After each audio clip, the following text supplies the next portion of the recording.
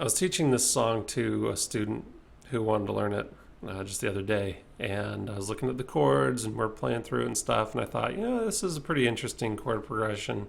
Maybe I should talk about this in Daily Dose of Music Theory. So we look at these chords and we start off with a G chord, and so that, of course that makes us think we're in the key of G. So we're just going to say this is the 1 chord. But these are the chords in the key of G right here, and as you can see, B7, E, A, those don't show up in the key of G, so we got to kind of figure out what exactly is going on here. Right, so again, we got the 1 chord here. We have a B7. So now B7 might make you think of the key of E minor, because B7 would be the 5 chord in the key of E minor. So we might say, okay, maybe that's the 5 chord in the key of E minor. Then we get to the next chord, and that is E. And by the way, you would actually label this as being from the key of E minor. But we look at this E, and we have an E major, not an E minor. So then we could also treat this as though this right here is the 5/7 of 6. This is a secondary dominant. Whether this is E major or E minor, it doesn't matter. We could just say this is a secondary dominant chord going to the 6th chord in the key of G.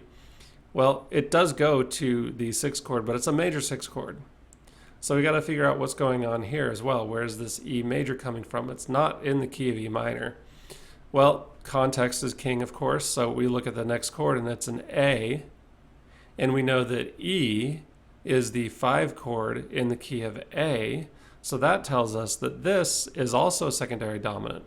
So 5 of 2, the 2 chord, because A is the 2 chord in G, or at least A minor is the 2 chord in G.